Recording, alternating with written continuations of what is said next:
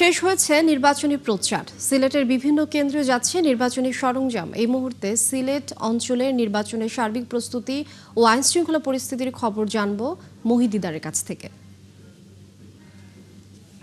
বিরামহীন প্রচারণা শেষে আজ সকাল 7:30টায় নির্বাচনী প্রচারণা শেষ হয়েছে।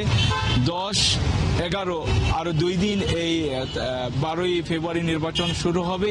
এই 2 দিন আমরা দেখতে পাচ্ছি সকাল থেকে সিলেটের বিভিন্ন পয়েন্টে আইন শৃঙ্খলা বাহিনীর তৎপরতা দেখা যাচ্ছে, যা চোখে পড়ার মতো। তারা বিভিন্ন পয়েন্টে তল্লাশি চালাচ্ছেন এবং সকাল 11:30টার দিকে র্যাব 9 তারা একটি সাংবাদিক সম্মেলন করেছেন। এই সাংবাদিক সম্মেলনে তারা সাংবাদিকদের সাথে কথা বলেছেন। তারা বলেছেন যে সিলেটের পরিস্থিতি অনেকটা শান্ত, তারপর তারা তাদের পক্ষ থেকে সার্বিক পরিস্থিতি মোকাবেলা করার জন্য যেগুলো প্রস্তুতি নেওয়া দরকার তারা সেই প্রস্তুতি নিয়েছেন। দুপুরে 1টার দিকে সিলেটের 6 নম্বর সিলেটের আসন 6 যেটি আছে, এখানে দানের শীষের প্রতীক নিয়ে যিনি নির্বাচন করছেন ইমরান আহমদ চৌধুরী, তিনি জেলা প্রশাসকের কার্যালয়ে এসেছেন এবং তিনি একটি অভিযোগ দিয়েছেন যে এই অভিযোগটি হচ্ছে যে ভোটারদেরকে ভয় ভীতি প্রদর্শন করা হচ্ছে।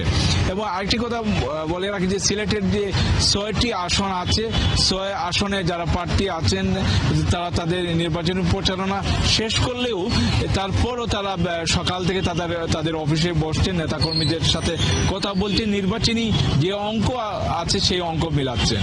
আর সিলেটের যে আসন 1, এটা হচ্ছে আসলে অত্যন্ত গুরুত্বপূর্ণ আসন। সেই আসন নিয়ে বিএনপি এবং জামাতে ইসলামী তারা বিগত যে দিনগুলোতে তারা নির্বাচনী প্রচারণা জোরসোর করে চালিয়ে গিয়েছেন। কারণ হচ্ছে এই আসনটিতে যিনি দীর্ঘদিন থেকে চলে আসছে যে এই আসনে যিনি নির্বাচিত হন পরবর্তীতে তারাই সরকার গঠন করেন। এই জন্য এই আসনটি অত্যন্ত গুরুত্বপূর্ণ। সিলেটের এই ছিল সার্বিক পরিস্থিতি। এবং আরেকটা কথা বলে রাখি যে এবং যে ব্যানার ফেস্টুনগুলো সিলেট নগরীতে আছে, নতুন করে আর কোনো ব্যানার ফেস্টুন লাগানো হচ্ছে না।